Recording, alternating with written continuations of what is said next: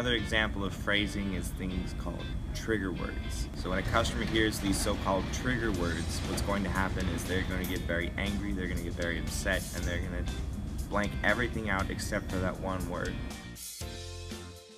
A tip is to replace trigger words with more positive or frictionless words. So instead of saying no or you should have, any other disempowering or frictional phrases, say something along the lines of, I am so sorry, you're right. How can we make this right for you? We can do this, we can do that, we can do this, we can do any of those for you. How can I help you? What can I do for you? Ultimately, don't tell people what we cannot do. Give them a list of what we can do. So instead of saying, no, we can't do that for you, and then just letting the situation sit, tell them, no, I'm sorry, we can't do that for you, but I can do this for you, I can do this for you, or I can do that for you. Do you have a preference between the three? Don't blame things away on policy. If a customer's asking you about something and say, no, I'm sorry, we can't do that for you because it's policy, that's not going to do anything for a customer. They're going to be frustrated because they don't understand why. They don't understand, they don't have that connection. So instead of, if something is abolished due to policy, let them know why we have the policy in place.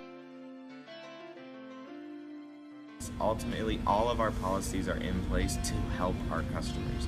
Every single one has had an instance in which we needed to create something to better ensure that our customers are taken care of.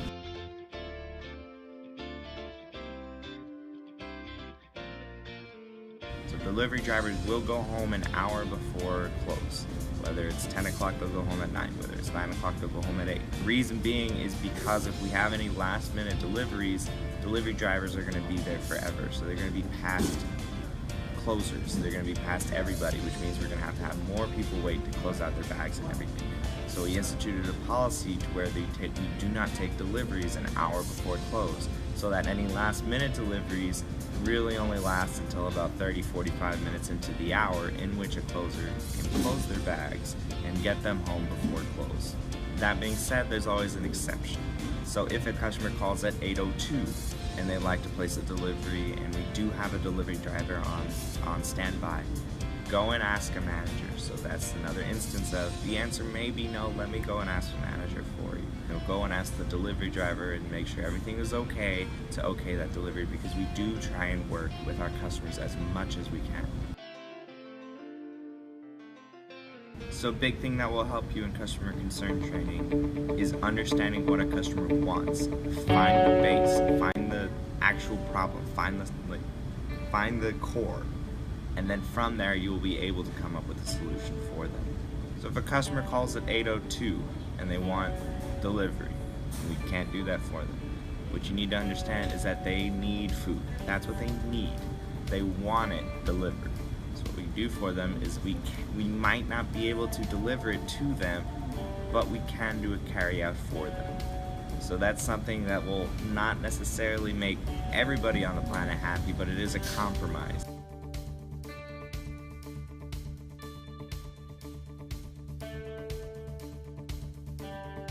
Be overly polite. You do want to use a lot of thank yous, I'm sorry, absolutely, can do, sure thing. A lot of more positive and uplifting words, as well as I'm sorry, thank yous, making every medial thing seem like it's a big deal to you. That will make it feel like you are on their level, that you are doing everything you can to make sure every single one of their needs is met. So another thing is that you can replace your frictionless medial words with more positive language, more positive vernacular. You can say something along the lines of, absolutely, can do, be my pleasure, instead of, yeah, I can do that, sure, okay. Those are boring. They don't do anything for you. They don't make an impression. Make an impression with your words. Thank you, absolutely, sure, yeah. Customer, can I get pepperoni on that pizza? Yeah, definitely. Sure thing, yeah. It makes it seem like everything is a big deal to you, which is very important. Another thing is to use sir, use ma'am. Yes, sir. Yes, ma'am. Make the customer feel heard.